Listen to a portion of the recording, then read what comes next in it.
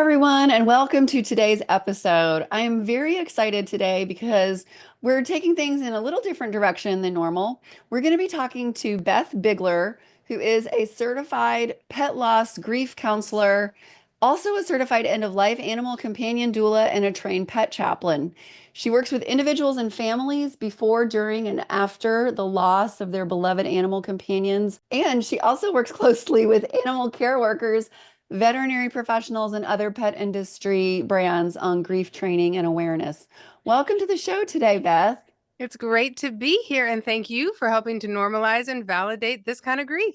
Yeah, I am so glad you're here. I've had animals basically my whole life. When I was a little girl, it was like dogs and cats. And then for the last 23 years, it has been quite the menagerie on our farm. And I know, like, I'm getting choked up here, even starting to talk about it. And this was like, I think 13 years ago when I lost my goat Coco. Like I'm getting all choked up now just talking about it. And people don't understand that because a lot of people are like, well, it's just a goat. Like you've got 30. Like, why are you upset that you lost this one? And I explain it to people by saying, when you hear that a person died, if it's somebody that you didn't know very well or you were not very close to, you're not going to be that upset. But there are some people in your life that you will be very upset about, and that's what Coco was like for me. She was really, really special. So now that we've gotten started off on this foot, tell us a little bit about what inspired you to become a pet loss grief counselor and what is that even? Right. Well, first of all, I just want to say about dear Coco, it sounds like her impact in your life is enormous, right? And that's, I think, the thing whenever we get into just a dog, just a cat comments, just a goat, just a bunny, just a bird, right? Is that we are not really validating all the immense ways that any of our animals improve our lives, enhance our lives, the gifts they give us, the lessons they teach us, and frankly, the intimacy we share with them. There's a physical proximity, there's an emotional intimacy. You might have told Coco things you didn't tell any other human, right? So it's really powerful to remind ourselves and to validate our own grief that, hey, the relationship with her and with any of my beloved animals can be as meaningful to me as a human. So, can I validate that before I go on? Yes, thank you very much. Yes. Well, not many little girls grow up thinking, I'd love to become a pet loss grief counselor when I grow up. And I came out of a more artistic background. I had a long career in Hollywood creating film and television projects. But I also was gifted with my soulmate cat, Arnie, who is an incredible being full of wisdom and light and love. And unfortunately, Arnie, when he was only 11, had a really crappy diagnosis, bad prognosis. And immediately my world felt like a tailspin. I didn't know how to even exist in a world without him. It felt very overwhelming. So I sought out my own pet loss grief counseling experience and benefited tremendously from the work. And unfortunately, he died unexpectedly of a different condition a year later. And when that happened, I realized, wow, this is the most profound relationship of my life. This is the most profound loss I've experienced. And I'm called to do this work. And so I basically changed around my whole life, started doing a bunch of training and opened my private practice. And now I work with individuals and families before, during, and after the loss of their beloved animals. And I have worked with hundreds and hundreds of clients, and I absolutely love helping people support a grief that is often minimized and invalidated and dismissed by much of society. And so, what exactly do you do? Well, when people come to me, they're often experiencing all kinds of different sort of symptoms, right? Many people are experiencing feelings of guilt, feelings of questioning, could I have done more? Should I have done more? Many of them are struggling with euthanasia decisions that they made or will be making. Many people are very concerned about how they're grieving. So, am I normal or is this weird? Or are these things I'm experiencing? Am I losing my mind or is this grief? And so I spend a lot of time helping educate people about kind of what we experience when we're grieving, and then really pinpointing very specific coping strategies and tools and things they can actively do to help themselves emotionally and physically and spiritually. And most importantly for me, I like to help people learn about building their relationship with their beloveds, even after their transition. So helping people find ways to feel connected, finding ways to ritualize and memorialize our beloveds and keep them included in our lives. All of our animals have impacted us in so many ways that, I don't want anyone closing the door on all of those gifts, guidance, lessons, and teachings. So I also love to work with people to help them find ways to feel continued connection, closeness, and collaboration with their beloveds. That's awesome. So, what exactly is the difference then between a grief counselor and a doula?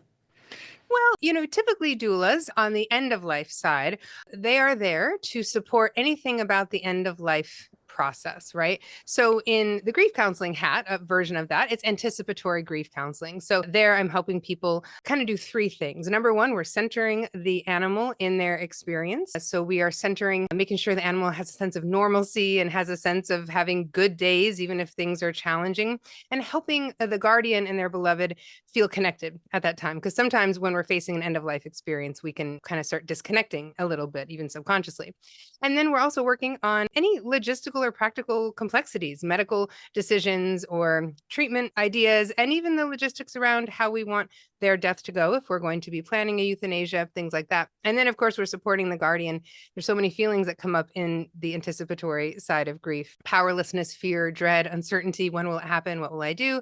And the fear of what will life be like, when they're not earthside. So in my work as a whole on the anticipatory side, that's what I do. And the doula training is part of that. Doulas are there to help support emotionally and physically and spiritually all the different aspects sort of leading up to the end of life side of things. So the counseling tends to have more sort of strategies and tools that we might use coming from a more kind of counselor perspective. And the doula is often like, if you've heard of a birth doula, someone there to kind of assist in this transition for life. Death doulas are considered people who help with that transition to death as well. So I use a combination of a lot of different types of training and skills when I'm working with people on the anticipatory side. Okay. And then a lot of people probably feel a lot of pressure to just get over it. And what would you say to them? Well, I'd say to you, if you're feeling pressure to get over it, my first question would be, who taught you that? Like, where's that voice coming from? We do a lot of shoulding, I'm putting that in quotes, shoulding all over ourselves. I should be better by now. It's been 3 weeks. I should feel happy. I should be able to go out and enjoy time with my friends and not feel sad. They put a lot of pressure. So the number one thing I say to anybody that's struggling with, why am I not over it, is to really welcome in some self-compassion. And by self compassion, a good way to start there is just talking to yourself like you talk to a friend. If a friend came to you and said, I'm really grieving, my goat has transitioned and I'm just really struggling. Every time I go out there, I'm feeling sad about it. If someone came and said that to you, you'd probably say, that sounds really difficult. I'm so sorry.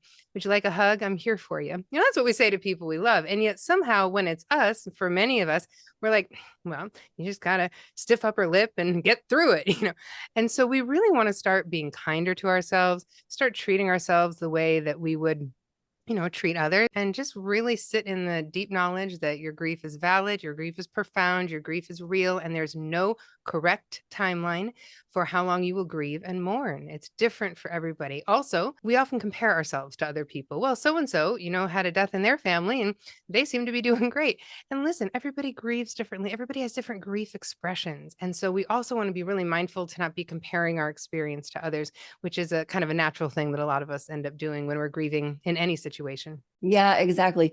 And I think in so many parts of life, we compare ourselves to other people and feel like we should be doing things faster, better, easier, all the stuff. So, do you have any practical tips for somebody who might be grieving the loss of a goat or other pet?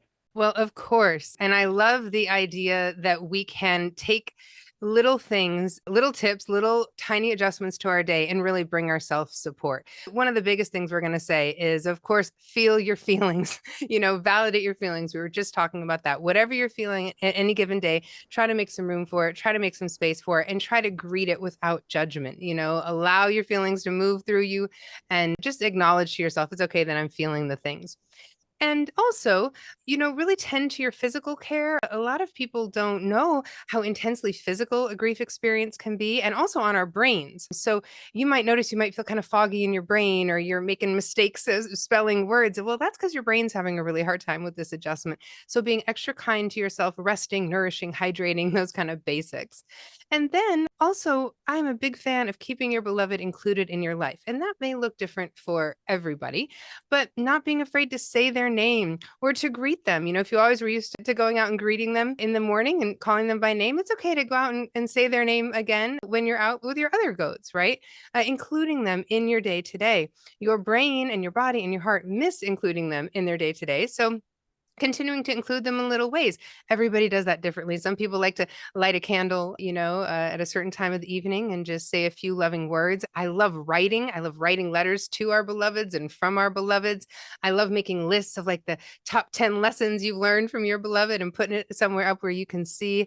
And of course, having artwork that's related to them or keychains, anything little that reminds you of them in your day to day is very powerful. Probably my favorite thing is that when you go for coffee or takeaway food, to use their name at the barista. So, when you go pick up your coffee in the morning, someone shouts out, order for Coco. The whole room can hear Coco's name, and you can get a laugh and a smile and say, I love you, Coco. That's one of my favorite things to do. I love that tip. That is great. So I was at a workshop once a long time ago, and the guy leading it said, how many of you can't stand the idea of a dead animal? And some people raised their hands, and he said, well, then don't get any livestock because they all wind up dead. And I was Wow. like, oh my gosh, that's brutal. But he's right. And I think that's one thing that, like, when you've got livestock, you deal with death a lot more because, if you only have a dog or a couple of dogs or cats or whatever, you might have to deal with death like maybe once every 10 years. But if you've got 30 goats, as they start getting older or have things happen, you could be dealing with death a lot more than what any of us are used to. And I know it's really hard for people in the beginning because we're just not used to that. So, how can we prepare better for that inevitable loss that we're going to have with the animals? Well, his delivery method was pretty intense, but I think, what he's getting at there is really important. And, the truth is, any animal that we welcome into our lives, we know that our goodbye begins the day they come home. And so we know that this beloved of ours is going to make a transition. We don't know where, we don't know when, but it's going to happen. And that sounds very simple, but the first piece of sort of preparing is to accept this. It's to say, okay, I know this is coming, and we are going to make the most of the time we have. We're going to enjoy our time together, and we're going to try to stay really present. I think for a lot of people, when they know they're going to be experiencing, we'd call it compounded loss, grief on top of grief on top of grief. It's really powerful to do things to help yourself remain in the present, in the right here, right now. And for some people, that's, practicing mindfulness skills. And even the mantra right here, right now is one I just love to say, right here, right now, we're enjoying our time together. Just keeping grounding yourself back to present, because it can be very intimidating if you say to yourself, whoa, I'm going to have to experience 30 deaths. That is an overwhelming idea. So trying our best not to future trip about it. I also think it's powerful when I work with people who have livestock or have large animal menageries, as you say. It's very powerful to have some sort of kind of ritual or memorialization option as well for yourself. So several people I work with love to like paint rocks and have like a little rock garden for any of their animals who transitioned. And so they can just have like a little place to go on their property to kind of acknowledge each one of them. And even if you just paint one rock when it happens and add it to your garden, it's a place you can go to kind of feel connected, feel close, and honor all of your beloveds who've transitioned. And I think it's also powerful to really feel close to their connection, close to who they are when they're earthside. And then also after their transition, to really view them as still sort of part of your crew, part of your family, and to, have that feeling. And I don't mean that in like an afterlife belief way. I mean it kind of in an energy way that, any animal that comes into our life, I view as part of a snowball. And every animal we've ever loved from the very beginning is kind of in that snowball, and that we are all constantly evolving together there and they are with us. And I think having all the gratitude, for our ability to know them and love them in the first place is a really great place to start in terms of preparedness. Because if we're feeling good and grateful about our time with them while they're here, when they transition, it will be hard. And eventually we'll be able to tap back into that gratitude and the joy of having known them in the first place. Yeah. So you decided to write a book to help people through this. Can you tell us a little bit about your book, Honoring Our Animals? I would love to. My book is a really exciting project. I was approached by Quarto Books, they're the publisher, and we collaborated together on writing it. Here it is. And it's called Honoring Our Animals 365 Meditations for Healing After Pet Loss. And what it is, it's a daily reader. And it's really designed to be kind of like a gift book that you can give to someone if they've experienced a loss with helpful things to do and to try. And so every day, there's a little entry with a little meditation that they can read, take a reflection beat. And there's also an invitation, which is an action step you can take, a concrete thing you can do, a little tip like ordering the coffee with the name on it for every day of the year. And this explores, obviously, our connection with our beloveds. It also explores what to do with big symptoms. Sometimes you have anger, sometimes you have longing, sometimes you have anniversaries of events, things like that. So you can explore what to do to help cope with your grief feelings. Also, there's a lot in here about sort of self-discovery and identity. Sometimes when we have a big loss, we can kind of feel like, oh, who am I without my beloved? So those are kind of some of the key points. And it's also got an index in the back, which is something I'm really excited about. That means if you're having a day where you're like, I'm just feeling really jealous about other people who don't experience this kind of loss like I'm having, you can go to the back and look up jealousy and read a few entries about that. Or you might say, I'd really like to do an art project about my goat today.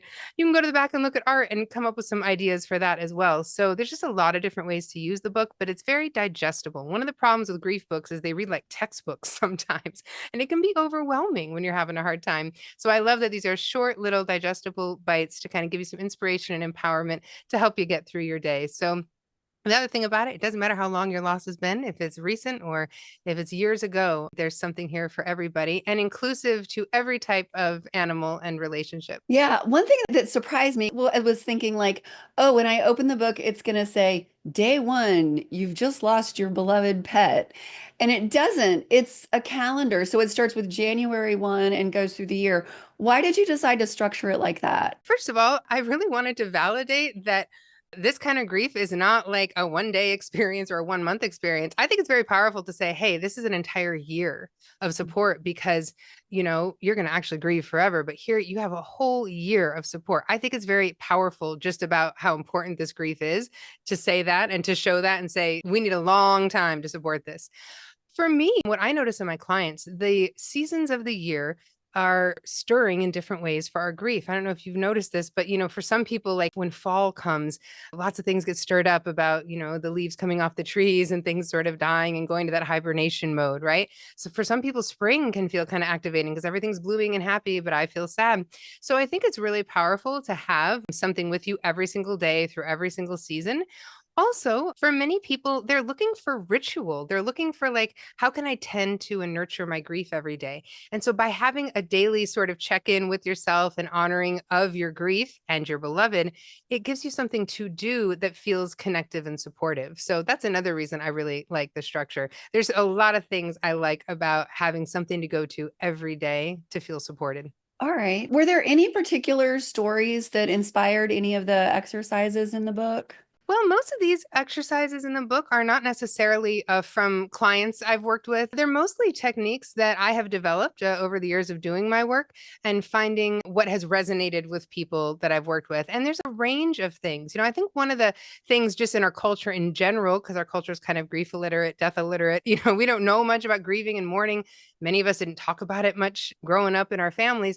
So just the common question I get is, what do I do? Like literally, what do I do with my grief, with my feelings? So what I wanted to provide here were a range of things that you can try. And so, there's things like things to try in nature, things to do out, even like going and kind of breathing with a tree, which sounds kind of wild. But, there are some things that are a little more out of the box like that. And then there's some things that are very straightforward, kind of some writing exercises, some journal prompts you can do for exploration. As I mentioned, art, creativity. That's a really helpful thing in grief when we do things that have like beginning, middles, and ends and that have a process. So I have a lot of activities like that suggested in there. And, also dealing with some of the deeper, harder stuff. People say, what do I do when I feel really angry and I just want to get my anger out? Well, I give you some ideas for things you can practically go do to release your anger. Like, for example, one of the things you can do is just write a list. I am angry because, and you just write it down over and over. I am angry because, I'm angry because, and you let it all out. And then you can decide if you want to tear it up and throw it away. So it's really just a combination of knowing what many people are struggling with in their grief and finding tools and activities and rituals that feel supportive to it. All right. Is there anything in particular that someone could do if they're anticipating the upcoming loss of an animal? Because sometimes we know ahead of time, that an animal's declining. Can people do anything to help in that stage? Well, I think for to help yourself is to remind yourself that when you know it's coming, when there is a decline, to remind yourself that you are grieving. It's called anticipatory grief, and this is a real grief and profound grief. Some Mhm. people say, well, why am I having such a hard time? They're not gone yet. Well, that's because you have grief coming up. And anticipatory grief has specific sort of symptoms and things that really impact people's lives. So I think the first thing to do, acknowledge, hey, I'm having a grief experience. Another thing is to reach out for help. If you have anybody in your life who's supportive, it's really powerful to be able to talk to trusted people, talk to people who will hear you, and to just express what's going on, even if you're feeling very powerless. One thing I will say is that when we're having anticipatory grief, we very often feel like things are a little out of control because we don't always know exactly how things are going to progress or how things are going to go. So focusing on what you can control. And I always remind people you can control how you're treating yourself. You can control how well you're taking care of yourself. You can control how you are taking care of your animal and what your interactions with them are. And, I always like talking to our animals, telling them like what to expect, telling them that you're going to be there for them, reassuring them. For many people, having a, like open line of communication tends to feel really nice as opposed to just, you're kind of hiding it all away and not really sharing. So also just being very open with your animal and telling them, what's next and that you're going to be there to support them can be really helpful if you're anticipating a loss. All right. What is one big takeaway that you would love every reader to get from your book? Well, I hope every reader emerges from the pages of the book feeling really empowered in their grief. I hope everybody emerges feeling like this loss is real. What I'm experiencing is common, and I am allowed to grieve my beloved for as long as I need and in any way I need. I hope people feel excited to have different grief expressions and to find ways to grieve that feel meaningful and valid and authentic to them. I hope everybody emerges from the book with a sense of self compassion and love, not only for their beloved, but for themselves. Awesome. Again, the name of your book is, Honoring Our Animals, 365 Meditations for Healing After Pet Loss. and if somebody wants to get in touch with you, how can they find you?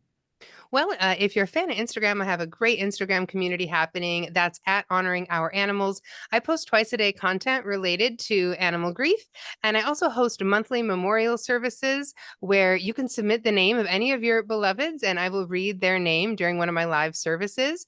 I also do holiday gatherings because holidays can sometimes be hard for grievers. So you can come participate in any of my live events. Also, from there, you can find my website. I have a weekly newsletter to encourage people and a lot of downloads that you can also download for more tips and ideas.